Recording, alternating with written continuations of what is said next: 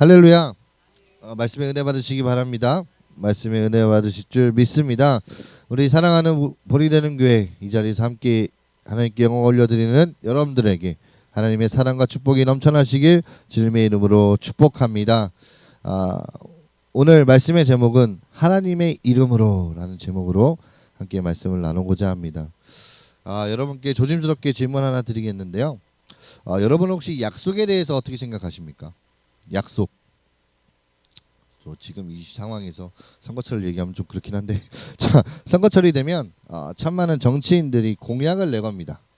쉽게 말해서 국민들 앞에서 약속을 합니다. 하지만 그 약속들은 지켜지지 않는 공약이 될 때가 많습니다. 그럴 때면 많은 사람들이 참 실망을 하게 됩니다. 그런데 남을 비판할 때가 아닙니다. 여러분들은 혹시 약속을 잘 지키고 계신가요? 좋습니다. 아니면 가벼운 약속은 어겨도 된다고 생각을 하시나요? 아닙니다. 여러분, 하나님 나라의 백성은 약속에 대해서 어떤 태도를 보여야 할까요? 여리고성의 함락 소식에 주위 가나안 족속에 간담이 녹아내렸습니다. 결코 함락되지 않을 것 같았던 여리고성이 하나님 앞에서 속절없이 무너져 내린 것은요, 충격으로 다가올 수밖에 없었습니다. 이에 많은 가나안 족속은 연합군을 형성해서 이스라엘과 대대적인 전쟁을 계획하게 됩니다. 이제 가나안 족속은 생사를 건 전쟁을 해야만 합니다. 그런데 딱 한 족속만 전혀 다른 계획을 세웁니다. 바로 기브온 거민이었습니다. 오늘은 이 기브온 거민 이야기를 통해서 함께 나누어 보고자 합니다. 여러분, 이 기브온 거민들은 다른 가나안 족속과는 달리 이스라엘과 전쟁을 하기보다는 이스라엘과 동맹을 맺고 평화롭게 공존할 계획을 가지고 접근을 했습니다. 아마도 여리고성과 이 아이성의 함락 소식을 듣고 자신들이 살아날 수 있는 유일한 길은 이스라엘과 맞서 싸우는 것이 아니라 동맹을 맺는 방법임을 깨달았겠죠. 그런데 동맹을 맺는 일 가운데 문제가 생겨버립니다. 이스라엘은 가나안 안에 사는 민족과는 동맹을 맺을 수가 없었습니다. 그러기 위해서는 가나안과 멀리 떨어진 성읍들이어야만 했고, 그들이 화평의 동맹을 맺기 원할 때는 목숨을 살려주고 종으로 삼아야 했습니다. 그런데 기브온 거민들은요, 가나안에서 멀리 떨어져 사는 족속이 아니라 가나안 땅 안에 사는 족속이어서 애당초 동맹을 맺을 수가 없었습니다. 이에 기브온 거민들은 자신들이 가나안 땅 밖 멀리서 딱 온 것처럼 믿게 하기 위해 속임수를 사용했습니다. 먼 나라에서 온 것처럼 보이기 위해서 어떤 속임수를 꾸몄을까요? 바로 변장을 시도했습니다. 요즘으로 치면 멀리서 온 것처럼 코스프레를 한 것처럼 그렇게 다가왔습니다. 그래서 기브온 거민의 시도가 얼마나 감쪽 같았는지 한번 살펴보도록 하겠습니다. 첫 번째, 다 해진 전대를 착용하고 왔습니다. 그럼 전대가 뭔지 아시죠? 물건을 넣기 위해 허리나 이제 어깨에 차는 주머니 같은 자루라고 생각하시면 되는데, 다 헤어진, 다 찢어지고 막 조만간 다 끊어질 것 같은 그 전대를 착용하고 왔습니다. 두 번째, 다 해지고 찢어져서 꿰맨 그 가죽 포도주 부대를 나귀에 실어 가지고 왔습니다. 그리고 세 번째, 먼 곳에서 온 것처럼 보이게 하기 위해서 뭐예요? 낡아서 이제 꿰맨 신발을 일부러 신고 왔어요. 당연히 뭐예요? 옷도 당연히 낡은 옷을 입었죠. 마지막으로 다 마르고 곰팡이가 난 그 떡을 준비해 갖고 왔습니다. 그래서 먼 여정을 오는 동안 음식이 마르고 곰팡이가 났다라고 둘러대기 위해서 그런 수를 썼습니다. 자, 이제 모든 변장이 다 마쳤습니다. 자, 누가 봐도 멀리서 온 것처럼 보여요. 딱 보여요. 그들은 이스라엘 진영에 도착해서 여호수아와 장로들 앞에서 이렇게 얘기합니다. 뭐라고 얘기하냐면, 우리는 먼 나라에서 왔어요. 이제 우리와 화친의 동맹을 맺어주세요. 자, 근데 여호수아도 만만치가 않습니다. 쉽게 넘어가지 않고요, 기브온 거민들을 의심하기 시작합니다. 너희는 가나안 땅에 사는 사람들처럼 보이는데 어떻게 동맹을 맺을 수 있단 말이냐 라고 얘기합니다. 여기서 기브온 거민들은 이렇게 말합니다. 저희는 당신들의 종이에요 라고 얘기합니다. 그래서 여호수아가 듣더니 다시 물어봅니다. 너희는 누구인데 우리의 종이라고 말하고 있느냐? 너희는 누구며 또 어디서 왔냐? 라고 질문을 합니다. 이 질문에 기브온 거민들은 준비했던 비장의 카드를 보이면서 말했습니다. 뭐예요? 곰팡이가 난 떡을 보여주고 자기네 옷을 보여주고 신발을 보여주고 이렇게 얘기합니다. 저희는 아주 먼 나라에서 왔습니다. 당신들과 화친하기 위해서 떡을 준비했는데 너무 멀리서 오다 보니까 떡이 다 말라가지고 비틀어지고 곰팡이가 났다. 거기에 저희의 행색을 딱 봐라. 우리의 모습을 봐라. 여행이 길어서 낡지 않은 것이 하나도 없다. 그러니 우리와 화친을 동맹을 맺어 달라고 합니다. 그리고 당신들의 종이 되겠다라고 얘기합니다. 여러분 이 말하면 거의 완전 범죄 아닙니까? 여호수아도 장로들도 속아 넘어갈 수밖에 없습니다. 하지만 기브온 거민들의 속임수를 알아낼 수 있는 방법이 있었습니다. 무엇일까요? 우리 여호수아서 9장 14절 말씀 한번 읽어볼까요? 여호수아 9장 14절 말씀 화면 보시면서 함께 읽겠습니다. 무리가 그들의 양식을 취하고는 어떻게 할지를 여호와께 묻지 아니하고. 아멘. 여러분 이 당시에 이렇게 중요한 결정을 하기 전에는 어떻게 해야 돼요? 하나님께 여쭤봐야 돼요. 하지만 여호수아와 이스라엘은 이때 하나님께 구하기보다는 자신들의 생각과 기준, 이성적 판단을 중요하게 여겼습니다. 저와 여러분들도 어떤 결정을 내릴 때 이와 같은 실수를 하지 않으십니까?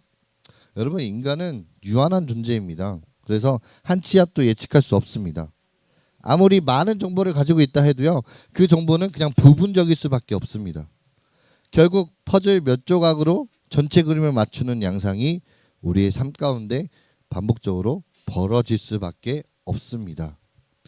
여호수아와 이스라엘도 마찬가지였습니다. 그들은 기브온 거민에 대해 전부 다 파악했다고 생각을 했습니다. 이 정도면 기브온 거민 다 알지.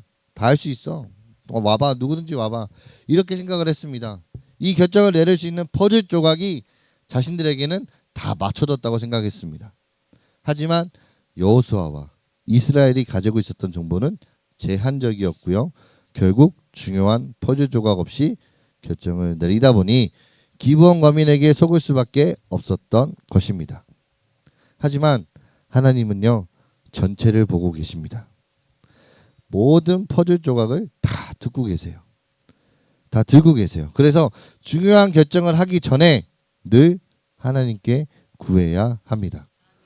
여러분 선택의 기로에 있을 때요. 하나님께 묻고 또 말씀을 통해서 답을 찾는 저와 여러분이 되었으면 좋겠습니다. 결국 여호수아는요. 다시 말씀으로 돌아와서요. 결국 여호수아는 기브온 거민들과 동맹을 맺은 뒤 사흘이 지나고 나서 기브온 거민이 먼 나라에서 온 것이 아니라 가나안에 사는 족속 중 하나라는 것을 알게 되었습니다. 그래서 기브온 거민들에게 완전히 속았음을 깨달았습니다. 보통 이렇게 속임수로 동맹을 맺으면 거기서 그냥 파기하는 게 맞잖아요. 그죠? 정상이죠. 그런데 하지만 이스라엘은 그렇게 할 수가 없었습니다. 왜요? 왜 동맹을 파기할 수 없었을까요? 좋습니다. 우리 여호수아서 9장 19절 말씀 한번 읽어보겠습니다. 앞에 화면 보시고 함께 읽겠습니다. 시작. 모든 족장이 온 회중에게 이르되 우리가 이스라엘의 하나님 여호와로 그들에게 맹세하였은즉 이제 그들을 건드리지 못하리라. 아멘. 자, 앞에 우리 권사님께서 말씀해 주셨지만 이스라엘이 동맹을 파기하는 못하는 이유가 뭐예요? 여호와 하나님의 이름으로 약속을 맺었기 때문입니다. 그러면 또 이렇게 생각하시는 분들이 계실 거예요. 에이, 그래도 이건 속임수로 성립된 약속이지 않습니까? 이스라엘 입장에서는 되게 억울할 것 같습니다. 하나님의 공의와 정의를 실현하셔서 속임수를 사용한 기브온 거민들을 심판하셔야 되는 거 아닙니까? 라는 생각하시는 분들도 계실 거예요.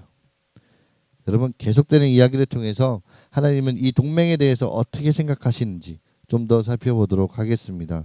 여러분 기브온 거민이 이스라엘과 동맹을 맺은 것을 다른 가나안 족속들이 또 듣게 되었습니다. 그러자 연합군을 결성해서 자신들을 배신하고 이스라엘과 동맹을 맺은 기브온 거민을 공격했습니다. 여러분, 기브온 거민은 자신들이 위험에 처하자 동맹 관계인 이스라엘에게 도움을 요청할 수밖에 없었습니다. 그런데 이 가나안 족속과 전쟁은 늘 쉽지 않습니다. 늘 군사적, 신체적으로 한참 열세에 놓인 것이 이스라엘의 입장이기 때문에 그렇습니다. 그래서 전쟁에서 승리하기 위해서는요, 반드시 하나님의 도우심이 필요합니다. 가나안 족속과의 전쟁에서 승리할 수 있는 유일한 방법은 강하고 담대한 마음으로 하나님을 믿고 하나님의 말씀에 순종하는 것입니다. 자, 그렇다면 기브온 거민들의 속임수로 동맹을 맺은 것에 대해서 하나님은 어떻게 생각하실까요? 또 하나님은 뭐라고 말씀하시는지 우리 여호수아 10장 8절 말씀 함께 읽어보겠습니다. 여호수아 10장 8절 말씀 함께 읽습니다. 그때 여호와께서 여호수아에게 이르시되 그들을 두려워하지 말라. 내가 그들을 내 손에 넘겨주었으니 그들 중에서 한 사람도 너를 당할 자 없으리라 하신지라. 아멘. 하나님은 이 전쟁에서 이스라엘이 승리하게 만들어 주겠다고 말씀하셨습니다. 바꿔 말해서 하나님은 비록 여호수아와 이스라엘이 하나님께 묻지 않고 동맹을 맺었지만 그 동맹이 여호와 하나님의 이름으로 한 것이기 때문에 인정하시고 그 약속을 지켜서 기브온 거민을 구원해 주시겠다라고 말씀하신 것입니다. 그러면 이제 이 전쟁의 결과는 어떻게 될까요? 우리 10절 말씀입니다. 여호수아 10장 10절 말씀 함께 읽겠습니다. 여호와께서 그들을 이스라엘 앞에서 패하게 하심으로 여호수아가 그들을 기브온에서 크게 살육하고 베토론에 올라가는 비탈에서 추격하여 아세가와 막게다까지 이르니라. 아멘. 우리 11절 말씀도 읽어볼까요? 11절입니다. 시작. 그들이 이스라엘 앞에서 도망하여 베토론의 비탈에서 내려갈 때 여호와께서 하늘에서 큰 우박 덩어리를 야세가에게 이르기까지 내리심에 그들이 죽었으니 이스라엘 자손의 칼에 죽은 자보다 우박에 죽은 자가 더 많았더라. 아멘. 여러분 말씀을 보시면 10절과 11절 말씀을 우리가 보셨듯이 하나님은 이 전쟁에 직접 개입하셔서 이스라엘을 승리하게 하셨습니다. 상대방의 칼보다 우박에 더 많은 동족이 죽어가는 것을 보고 있는 가나안의 연합군들은 어떤 심정이었을까요? 이 전쟁은 결코 이길 수 없는 전쟁이구나 라는 것을 알았습니다. 그래서 그들은 퇴각하기 시작했습니다. 날이 어둑해지면 가나안 연합군은 분명 훗날 도모할 수 있을 것입니다. 하지만 여호수아는요, 이 전투에서 가나안 족속을 섬멸하기로 결정합니다. 그래서 하나님께 한 번 더 도움을 요청합니다. 태양아, 너는 기브온 위에 머무르라. 달아, 너도 아얄론 골짜기에서 그러할지어다. 하나님은 이 여호수아의 기도에 응답하신 거예요. 태양의 달도 멈추었고요. 이스라엘은 가나안 족속으로부터 완전한 승리를 거둘 수 있었습니다. 여러분, 이스라엘이 가나안 연합군과의 전투에서 이길 수 있는 이유는 무엇이었을까요? 맞습니다. 하나님이 이기게 만들어 주셨기 때문에 이스라엘이 승리했습니다. 요즘 말로 하면 이스라엘이 하나님 때문에 승리를 당한 것입니다.